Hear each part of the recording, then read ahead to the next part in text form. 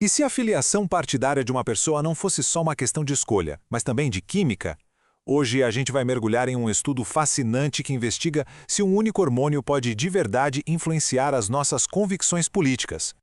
A gente gosta de pensar que as nossas escolhas políticas são totalmente racionais, né? Baseadas em valores, em ideias, mas e se não for bem assim? Esse estudo que vamos analisar vai fundo em um fator biológico meio escondido que pode ter um papel pra lá de surpreendente nisso.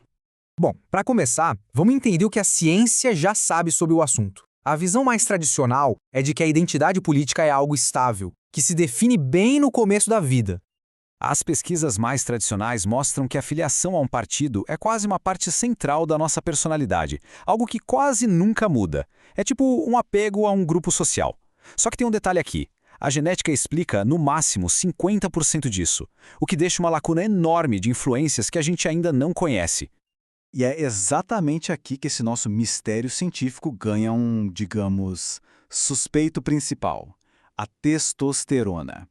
Mas por que raios os pesquisadores iam pensar em ligar justamente esse hormônio com política? Vamos investigar isso. Explicando de um jeito bem simples, a testosterona é muito mais do que só um hormônio ligado a características físicas. Ela age direto no cérebro, pode influenciar a atividade dos neurônios e, com isso, afetar diretamente o jeito como a gente age e toma decisões.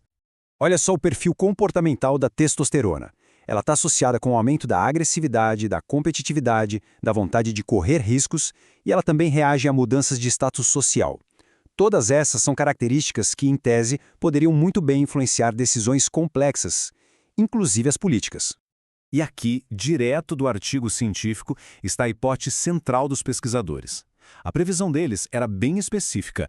Dar testosterona para as pessoas poderia fazer com que democratas, principalmente aqueles com uma ligação mais fraca com o partido, começassem a pender para o lado republicano. Ok, agora vamos mergulhar de cabeça nisso. Como foi que os pesquisadores montaram um experimento para testar uma ideia tão ousada assim? O desenho do experimento foi muito inteligente. No primeiro dia, eles coletavam os dados iniciais. No dia seguinte, depois do tratamento, mediam tudo de novo. Esse formato de antes e depois é fundamental para conseguir isolar e medir qualquer mudança que aconteça. E a parte crucial aqui foi a divisão em dois grupos. Um deles recebeu testosterona de verdade e o outro, um placebo. E para garantir que os resultados fossem totalmente isentos, o estudo foi duplo cego, que é o padrão ouro da pesquisa. Ou seja, ninguém sabia quem estava em qual grupo até o fim da análise. Nem quem participou, nem quem aplicou o teste.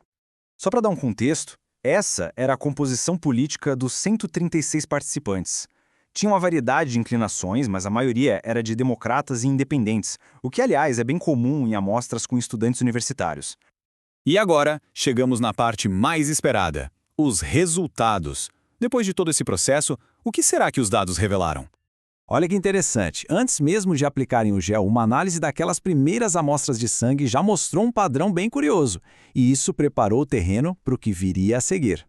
E aqui está a primeira grande descoberta. Mesmo sem tratamento nenhum, os homens que se identificavam como democratas fracos já tinham, em média, níveis de testosterona 19% mais altos. Isso já sugere que, desde o início, eles eram biologicamente diferentes dos democratas mais convictos.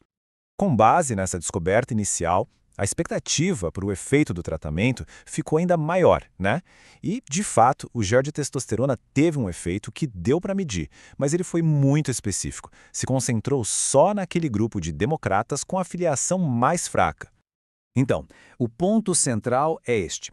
Para aqueles democratas fracos que receberam testosterona, a força da filiação partidária caiu 12%. A lealdade deles ao partido diminuiu. Já nos democratas fortes, não teve efeito nenhum. Certo, a filiação deles ao próprio partido diminuiu, mas será que isso se transformou em uma simpatia maior pelo partido oposto? Essa era a próxima grande pergunta que precisava ser respondida. E aqui está a tal guinada à direita. Um aumento impressionante de 45% na afinidade com candidatos republicanos entre os democratas fracos que receberam o tratamento. Para uma única dose de um gel, convenhamos, é uma mudança gigantesca. E vale a pena reforçar muito bem essa especificidade. O efeito da testosterona, pelo menos neste experimento, foi totalmente isolado em um subgrupo bem particular: Homens que se identificavam como democratas, mas com uma ligação mais frágil com o partido. Ok, esses são os resultados de laboratório. Mas o que eles significam no mundo real? Vamos dar uma olhada nas possíveis implicações. Os próprios autores do estudo levantam as possibilidades bem intrigantes para a gente pensar. Eles especulam se os eleitores indecisos seriam, de alguma forma, biologicamente mais flexíveis, e se perguntam se existem conexões com tendências sociais maiores, como a ascensão do populismo ou até a eficácia de propagandas políticas que mexem com as nossas emoções. Agora, para manter o equilíbrio, é fundamental reconhecer as limitações do estudo. Os próprios pesquisadores apontam isso. A amostra era muito específica, só homens, jovens, universitários. E, além disso, o estudo mediu sentimentos, não votos de verdade. Então é um resultado de laboratório que, claro, precisa de mais pesquisa.